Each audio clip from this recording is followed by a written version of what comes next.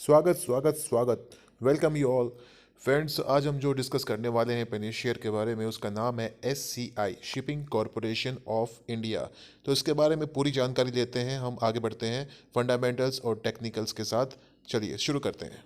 SCI यानी कि shipping Corporation of India के फंडामेंटल से चलिए शुरू करते हैं। पहले मैं आपको बता दूं कि इसकी परफॉर्मेंस कैसी रही है और ये आगे कैसी परफॉर्मेंस रहने वाली है। ये आप खुद डिसाइड करेंगे इसके फंडामेंटल्स को देखते हुए। चलिए स्टार्ट करते हैं फिर से। Poor long term growth as net sales has grown up by an annual rate of 1.44%, यानी कि करीब 1.5% के रेट से इसका जो ग्रोथ हुई है, एनुअल रेट यानी कि जो एक साल पहले जो इसके जो ग्रोथ थी, उस जो लेवल था उससे 1.5% ऊपर का इसकी ग्रोथ हुई है। और ऑपरेटिंग प्रॉफिट इसका जो बढ़ा है वो 13.5% का बढ़ा है ओवर द लास्ट 5 ईयर्स। ठीक है, यानी कि लास्ट 5 ईयर से 13.53% लेवल अभी चल रहा है इसकी ग्रोथ का। या कंपनी ने डिक्लेयर किए positive result last consecutive quarters में, यानी कि लगातार 4 क्वार्टर में इसने पॉजिटिव रिजल्ट दिए, जो कि एक आपको हमेशा यही ध्यान में रखना पड़ता है किसी भी कंपनी में इन्वेस्ट करने से पहले कि इसकी परफॉर्मेंस कैसी हुई, यानी कि इसकी परफॉर्मेंस इंप्रूव हो रही है। ठीक है। प्रॉफिट आफ्टर टैक्स 9 मंथ का जो है, यानी कि 3 क्वार्टर्स का वो 562.36 करोड़ का है, जो ग्रो हुआ है 1226% के रेट से। जो कि आप क्या कहेंगे, इसको बुरा कहेंगे, अच्छा कहेंगे, एक्सीलेंट कहेंगे, क्या कहेंगे? मैं तो इसको एक्सीलेंट ही मानूंगा। ठीक है। तो 1226%, very nice. Operating CF yearly जो होता है, ऑपरेटिंग CF इसका हाईएस्ट है 944 करोड़ का, half yearly, sorry yearly. Very good, अच्छा है। ROCE अच्छा है, हाईएस्ट है 9.43%, एवरेज है। ठीक है, ये एवरेज है। अभी स्टॉक टेक्निकली एक बुलिश रेंज में चल रहा है। ठीक है, बुलिश है, ये तो आपको मैं चार्ट्स पे दिखाऊंगा। और इसका जो ROCE है वो 8.2 पे है। एक फेयर वैल्यूएशन है इसका with 0.6 enterprise value to capital employed. ठीक है। यानी कि इसके एक हम जो कोई भी हम किसी का को मार्क्स देते हैं, तो जैसे आपने स्कूल में पढ़ा होगा 10 आउट ऑफ 10, 10 आउट ऑफ 8, तो उसी तरह से इंटरप्राइज वैल्यू भी होती है। जो कैपिटल एम्प्लॉयड किया गया है, उसके हिसाब से एक इंटरप्राइज वैल्यू आपकी उसके किसी पर्टिकुलर स्टॉक की कंपनी की तय होती है। ठीक है। तो ये 0.6 इंटरप्राइज वैल्यू है, जो कि मतलब ठीक है, एवरेज है, एवरेज से थोड़ा सा वीक है, उतनी अच्छी नहीं है वैसे। तो इसको हम उतना बिलो एवरेज मानेंगे। ठीक है। The stock is trading at a premium compare to its average historical valuations. ठीक है। तो आगे बढ़ते हैं। इसने जो रिटर्न जनरेट किए हैं, 42.3% के रिटर्न जनरेट किए हैं ओवर द पास्ट ईयर। एक साल के अंदर इसने 42% के रिटर्न दिए हैं। इट्स प्रॉफिट्स है राइजन बाई 548%। ठीक है, 548% तक का इसका प्रॉफिट बढ़ा है पिछले एक साल में। PG रेशियो कंपनी का 0 है। Falling participation by institutional investors. Institutional investors ने अपना जो इसमें अपनी जो भागीदारी है, हिस्सेदारी है, वो कम की है। स्टेक घटाया है 1.5% का over the previous quarter and collectively hold 16.38%, यानी कि अभी भी 16.38% होल्ड करते हैं। Not bad. वो घटाने का मतलब ये नहीं हुआ कि कंपनी में कुछ गड़बड़ हो गई है, थोड़ा बहुत 1.5% कोई बड़ी बात नहीं है। ठीक है, 16% अभी भी होल्ड करते हैं। और आगे बढ़ते हैं हम। देखिए, मेरा मकसद आपको कंपनी के बारे में सिर्फ ये बताना है कि कंपनी में चल क्या रहा है, कंपनी की पोजीशन क्या है। ठीक है, कंपनी की क्वालिटी क्या है। तो कंपनी की क्वालिटी में, जैसा कि आपको मैंने बताया इसके रिजल्ट्स के बारे में, तो उसके हिसाब से मैं तो उसको एवरेज ही मानूंगा। ठीक है, क्वालिटी इसकी एवरेज है, not so good, not so bad, it's average. ठीक है। तो अभी हम बात करेंगे इसके जो शेयर्स हैं, क्या वो प्लेस्ड हैं, यानी कि गिरवी रखे हैं क्या? No, zero. ये आप देखेंगे यहाँ पर 0.00%। इंस्टीट्यूशनल होल्डिंग 16.38%, मैंने आपको अभी बताया। ठीक है। तो ये तो इसका होल्डिंग्स के बारे में मैंने आपको बताया। डिविडेंड पे आउट रेशियो 11.55%, यानी कि 11.5% का इसका डिविडेंड ये पे करती है। ठीक है। अगर डिविडेंड देने वाली कंपनी है तो उसको इतना बुरा नहीं मानेंगे। कंपनी डिविडेंड तभी देती है जब उसको प्रॉफिट होता है। ठीक है। बाकी प्रॉफिट और लॉस तो खैर बिजनेस का एक दोनों सिक्के के दो पहलू हैं, कभी प्रॉफिट तो कभी लॉस। लेकिन अल्टीमेटली कंपनी अच्छी है, तो कंपनी को प्रॉफिट होता है तभी वो डिविडेंड बांटती है। तो sales to capital deployed average है जीरो, एवरेज इसका 0.34 है। Net debt to equity average 0.45, debt to EBITDA 5.82। तो इबिटा, डेट टू इबिटा 5.82, इसको आप क्या कहेंगे? डेट टू इबिटा, जो इबिटा है, जो इसका कामकाजी जो मुनाफा होता है, उसमें अगर आपको ये जो डेट होता है कितना है, 5.82। 5.82 अगर आप कहेंगे तो क्या है 5.82 क्या है? 5.82 इज़ अ वैल्यू, एक वैल्यू होती है जिसको आंका जाता है। तो ये एक एवरेज है, ठीक है, not so good not so bad. Sales growth 5 years की 1.44%, एबिट ग्रोथ है 5 ईयर्स की 13.53%। अल्टीमेटली आपको सेल्स ग्रोथ देखनी है, 1.44% है, यानी कि बढ़ी है थोड़ी सी। ग्रोथ उतनी अच्छी नहीं है लेकिन थोड़ी सी बढ़ी है। पिछले क्वार्टर्स अगर आप देखेंगे तो उसमें उससे बेटर परफॉर्मेंस आई है, तो इसको आप अच्छा मान के चल चल सकते हैं, और आगे भी इसको आप अपने ट्रैक पे रख सकते हैं। ठीक है, तो दोस्तों ये तो था इस कंपनी के परफॉर्मेंस के बारे में। अब इसकी वैल्यूएशन देख लेते हैं। वैल्यूएशन फेयर है, यानी कि इस जो कंपनी का जो एक 5,000 करोड़ से नीचे की कंपनी है उसके हिसाब से इसके जो पीई है, पीई रेशियो वगैरह है, इसका पीई रेशियो और आरओई है, उसके हिसाब से इसका वैल्यूएशन फेयर है। ठीक है, फेयर वैल्यू है, महंगा नहीं है, सस्ता भी नहीं है, फेयर है। ठीक है दोस्तों, तो ये तो मैंने आपको इस कंपनी के बारे में बताया। अभी मैं आपको ले चलूँगा इसके और भी फंडामेंटल्स हैं उसके बारे में, मैं आपको बताऊंगा, और साथ ही साथ इसका एक टेक्निकल चार्ट भी आपको दिखाऊंगा। तो आगे बढ़ते हैं दोस्तों। और शिपिंग कॉरपोरेशन ऑफ इंडिया के बारे में मैं आपको डिटेल्स बताना चाहूँगा। खैर आगे बढ़ने से पहले मैं आपको ये बता दूं, आज का जो इसका ओपन और हाई है वो 88.40 और 89.50 का है, और लो है 87.50 का। ठीक है, खैर आगे बढ़ते हैं। 52 वीक हाई 93 और 52 वीक लो 31.65, यानी कि अपने 52 वीक हाई के आसपास ही चल रहा है ये शेयर। ठीक है, चलिए अब हम आगे बढ़ते हैं। टर्नओवर जो है इसका 74.83 लैक्स है। मार्केट कैप इसका 4115.33 करोड़, यानी कि ये एक स्मॉल कैप कंपनी है। ठीक है, तो इसकी फेस वैल्यू 10 रुपीज़। सबसे महत्वपूर्ण जो हम किसी भी कंपनी के बारे में हम अगर जानना चाहते हैं तो उसके लिए महत्वपूर्ण होता है, वो होता है इसका PE ratio, price to book, ROE, EPS. ठीक है, तो इसका जो ईपीएस है, अर्निंग पर शेयर है, वो 18.18 है, और पी जो है 4.86 है, जो कि एवरेज माना जाएगा। EPS is also good, P average, ROE average 10.96, not bad. ठीक है, किसी भी कंपनी में अगर आपको इन्वेस्ट करना है तो उसके पहले आप इसका आरओई ज़रूर चेक करें, क्योंकि आरओई एक इम्पॉर्टेंट फैक्टर होता है। आरओई का मतलब होता है रिटर्न ऑन इक्विटी। ये एक इम्पॉर्टेंट फैक्टर है, बिकॉज इक्विटी का, आरओई का मतलब ये हुआ कि अगर किसी कंपनी में आप पैसा लगा रहे हैं तो उस पैसे का कंपनी करती क्या है, उस पैसे से पैसा बना पाती है, यानी कि रिटर्न जनरेट कर पाती है या नहीं। That is called ROE. अगर वो जनरेट कर पा रही है तो वो जितना अधिक जनरेट करेगी, इसका मतलब कंपनी उस पैसे का सदुपयोग कर रही है, अच्छे से काम कर रही है। तो आरओई का अच्छा होना, बढ़कर आना, एक अच्छी बात होती है किसी भी कंपनी में अगर आप इन्वेस्ट करते हैं तो। ठीक है, तो अब आप आगे बढ़ते हैं। शिपिंग इंडस्ट्री की कंपनी है, जैसे कि आप ये देख सकते हैं, शिपिंग इंडस्ट्री। और चलिए आगे बढ़ते हैं। अब हम इसका शेयर होल्डिंग पैटर्न देख लेते हैं।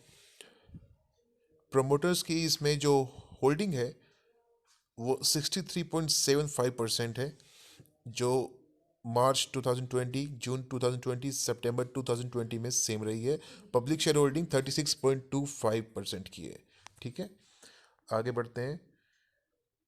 और इसमें हाँ, ये भी मैं आपको बता दूं कि इसमें प्रोमोटर्स की जो होल्डिंग है उसने कोई भी शेयर प्लेज नहीं किया है, नन है। यहाँ पे आप देख सकते हैं ये नन है। ठीक है, आगे बढ़ते हैं। अब हम बात करते हैं, जैसे आपको पता होगा कि शिपिंग कंपनीज जो हैं वो कुछ 4-5 कंपनीज लिस्टेड हैं, जिसमें कि शिपिंग कॉरपोरेशन भी एक है। उसके अलावा Cochin shipyard, GE shipping, Shreyas, ये भी लिस्टेड है कंपनीज। और अभी हाल ही में एक आपको पता है कि मज़गांव डॉक भी लिस्ट हुई है कंपनी, ठीक है।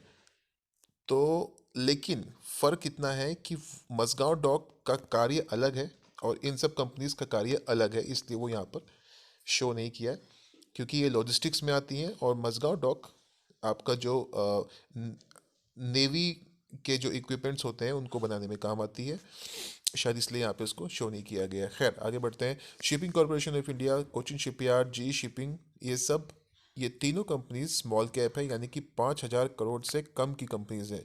और श्रेयस करीब 140 करोड़ की कंपनी है, यानी कि एक माइक्रो कैप है, ठीक है। तो अब हम इनकी परफॉर्मेंस देख लेते हैं, रिजल्ट्स देख लेते हैं। जैसा कि आप देख सकते हैं, ये सब 5,000 करोड़ से कम की कंपनियां हैं। उसके हिसाब से अगर आप देखें तो सेल्स अगर आप देखेंगे तो 843 करोड़ की सेल्स की है शिपिंग कॉरपोरेशन ऑफ इंडिया ने सितंबर 2020 में। और कोचिन शिपयार्ड ने 657 करोड़ की सेल्स की है। जी शिपिंग ने 599 करोड़ की सेल्स की है और श्रेयस ने 137 करोड़ की सेल्स की है। तो अगर आप कंपेयर करें स्मॉल कैप कैटेगरीज में एस सी आई, कोचिन शिपयार्ड और जी शिपिंग को, तो आप देखेंगे 843 करोड़ की सेल्स एस सी आई ने की है सितंबर 2020 में। और तीनों स्मॉल कैप कंपनी है तो सबसे ज़्यादा सेल्स एस सी आई ने, यानी कि शिपिंग कॉरपोरेशन ऑफ इंडिया ने करी है। और पी ए टी अगर आप देखें, यानी कि प्रॉफिट आफ्टर टैक्स अगर आप देखेंगे तो 131 करोड़ का शिपिंग कॉरपोरेशन ऑफ इंडिया ने इंडिया को हुआ है। और कोचिन शिपयार्ड को 108 करोड़ का और जी शिपिंग को 215 करोड़ का, ठीक है। तो सबसे ज़्यादा प्रॉफिट जी शिपिंग को हुआ है सितंबर 2020 में। अब हम बात करते हैं इक्विटी की। तो इक्विटी की अगर आप बात करें तो 465 crore shipping Corporation of India को मिला है और 131 करोड़ कोचिन शिपयार्ड और जी शिपिंग को 146 करोड़ का। तो सबसे ज़्यादा हुआ है शिपिंग कॉरपोरेशन ऑफ इंडिया को। यानी कि अगर आप परफॉर्मेंस देखेंगे तो परफॉर्मेंस के हिसाब से अगर आप देखें तो shipping Corporation of India better company लगती है परफॉर्मेंस के हिसाब से। आप इसका पास्ट का अगर आप ट्रैक उठा के देखें तो शिपिंग कॉरपोरेशन ऑफ इंडिया एक अच्छी कंपनी है, जी शिपिंग भी अच्छी है, कोचिन शिपयार्ड भी अच्छी है। तो आप एनालाइज कर सकते हैं तीनों को, which one is better for you, जिसमें आप इन्वेस्ट करना चाहते हैं। लेकिन मैं बात यहाँ पे शिपिंग कॉरपोरेशन ऑफ इंडिया की कर रहा हूँ। यहाँ पे आपका खुद का फैसला होगा कि आपको कौन सी कंपनी इसमें चूज़ करनी है। पेनी शेयर में शिपिंग कॉरपोरेशन ऑफ इंडिया एक अच्छी कंपनी है जिसमें आप इन्वेस्ट कर सकते हैं अपना पूरा आकलन करने के बाद। खैर 52 वीक हाई अगर आप देखें, यानी कि मैं ये 52 वीक हाई और 52 वीक लो इसलिए बता रहा हूँ क्योंकि अगर आप इसको देखेंगे तो इसके अकॉर्डिंग ही आप परफॉर्मेंस को जज कर पाएंगे। देखिए 52 वीक हाई 93 का था शिपिंग कॉरपोरेशन ऑफ इंडिया का और लो है 31.65 का। तो 52 वीक हाई के पास ही चल रही है शिपिंग कॉरपोरेशन ऑफ इंडिया। और कोचिन शिपयार्ड का 491.15 का था और हाई और 209 का लो। जी शिपिंग का 369.35 का और 168.95 का लो। और श्रेयस एक माइक्रो कैप कंपनी है, इसका 105 का हाई और 35 का लो। तो ऑलमोस्ट अगर आप देखें तो शिपिंग कॉरपोरेशन ऑफ इंडिया के 52 वीक हाई और लो में 3 गुना का फ़र्क है। श्रेयस का भी 3 गुना का फ़र्क है। जीई शिपिंग का अगर आप देखें तो 2.5 गुना का फ़र्क है लगभग, ठीक है, 2.5 से थोड़ा कम। और कोचिन शिपयार्ड का लगभग लगभग 2.5 गुना का फ़र्क है, ठीक है। तो परफॉर्मेंस अगर आप चार्ट्स पे देखेंगे, मैं आपको चार्ट्स पे भी लेके जाऊंगा। उसके पहले मैं आपको, मेरा काम था यहाँ पे आपको रिजल्ट्स के बारे में जानकारी दे देना। आप चाहें तो अकॉर्डिंगली इनके परफॉर्मेंस को देखते हुए किसी में पोजीशन बना सकते हैं। Shipping Corporation of India is a very good company, ठीक है। तो अब हम चलेंगे चार्ट्स की ओर। ले आया हूँ शिपिंग कॉरपोरेशन ऑफ इंडिया के चार्ट्स पर। यह है वीकली चार्ट जो मैंने लगाया हुआ है। इसमें आप देख सकते हैं इसका जो करंट लेवल है वो 88.35 का है, ये वाला, ठीक है। अब आपको ये बताना चाहूँगा, अभी रिसेंटली इसने जो अपना एक लेवल बनाया था वो देखिए, वे है 91.80 का इसने हाई बनाया है। इस वीक में मैं आपको ये दिखा देता हूँ। यहाँ पर आप देख सकते हैं ये 91.80 का हाई इसने बनाया है और अभी जो करंट लेवल है ये चल रहा है 88.35 पर।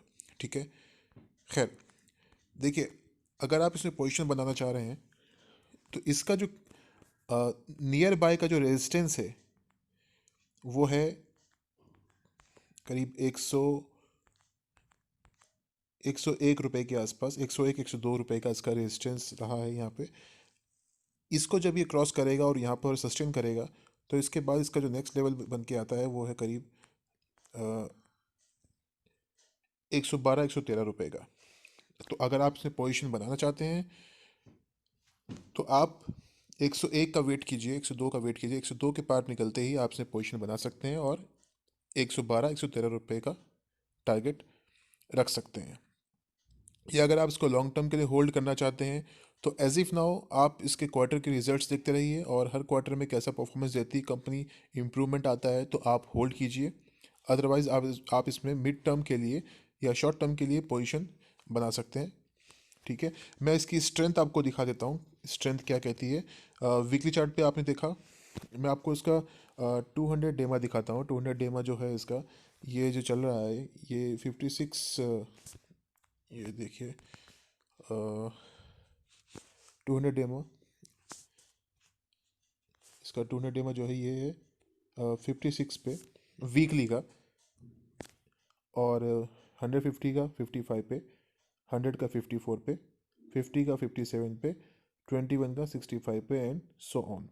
ठीक है, तो जो आपको जैसा कि मैंने आपको पिछली वीडियोस में बताया है कि अगर 200 डेमा नीचे होता है शॉर्ट टर्म के जो डेमा होते हैं उनसे, यानी कि जैसे कि इसमें 200 EMA आपका जो है 56 है और 150 EMA 55 है और 100 EMA 54 है, तो सपोज और 50 EMA 57 पे है, यानी कि शॉर्ट टर्म क्या हुआ, 50 वीक का जो EMA है वो शॉर्ट टर्म का हुआ और 200 EMA लॉन्ग टर्म का है। लॉन्ग टर्म मतलब बड़ा EMA है, तो उसमें क्या होगा 56 से ऊपर 57, यानी कि 57 बड़ा है और 50 EMA 200 EMA से छोटा है। तो यानी कि छोटा EMA जब बड़े EMA से बड़ा हो जाता है तो उस केस में स्ट्रेंथ दिखाई पड़ती है किसी पर्टिकुलर स्टॉक की। तो ये तो मैंने आपको वीकली चार्ट्स पे भी दिखाया। अगर आपको मैं दिखाऊं, ये डेली चार्ट्स पे भी आपको मैं दिखा देता हूँ। डेली चार्ट पे अगर आप देखेंगे इसकी स्ट्रेंथ तो आपको समझ में आएगा कि इसकी स्ट्रेंथ क्या कहती है। देखिए, यहाँ पे अगर आप देखें, ये कर्सर यहाँ पे रखा हुआ है, इसका मतलब ये जो आज की कैंडल है उसको दिखा रहा है। ठीक है, ये देखिए, ये कैंडल हमारी 1 तारीख की कैंडल है। तो इसमें अगर आप देखेंगे हमारा जो 200 डेमा है वो 58 पर है। ओके, और फिर 150 डेमा 60 पर है, यानी कि उससे बड़ा है। 150 डेमा 200 डेमा से छोटा होता है, बट